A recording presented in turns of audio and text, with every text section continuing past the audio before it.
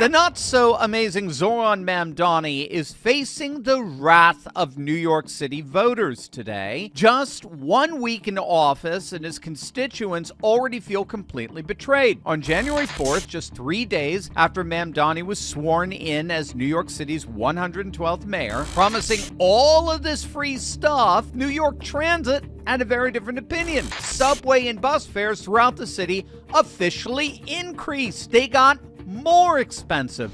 Fares were raised to $3. So the socialists who promised free this and free that get sworn in, and in literally days, transportation costs go up. One New Yorker took to social media and complained, quote, "Mamdani promised us a free ride, but all we got is a higher fare." Another wrote, "The mayor promised us free rides and we were deceived." Now, to be fair to Mamdani, he did not actually cause this fare increase. The MTA board, a state-run authority controlled by Governor Kathy Hochul, approved the hike back in September 2025, months before Mamdani took office. In fact, as it turns out, we're now learning the mayor doesn't even control transit fees. How do you like that? But that didn't stop Mamdani from promising this. But the question is how you'll make them free. We will fund the revenue that would have otherwise been brought in from fares, and that's something that we would do in partnership with Albany, and I've put forward two proposals. The first is to raise taxes on the top 1% of New Yorkers by 2%.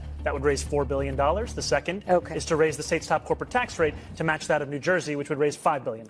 Now, if you don't know, his numbers there are actually blatantly wrong. The guy, as it turns out, is actually a tax and math illiterate. And of course, New York's press corps is too ideologically infested to notice. Mamdani fundamentally does not understand, or at least at that time did not understand, how marginal tax brackets work. So, as you just heard there, Mamdani promised a 2% income tax on millionaires, which he said would raise $4 billion.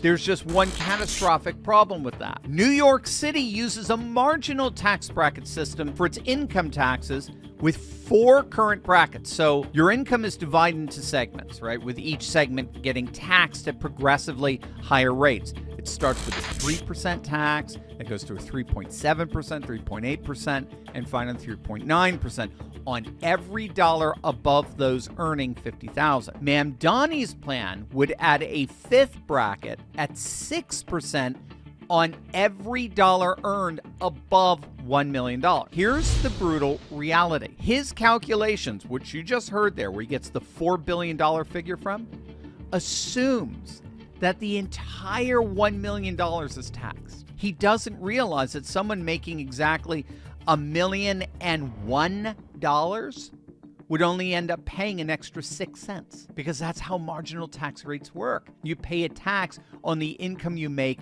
when you pass the specific dollar threshold. It's not a tax on the entire $1 million.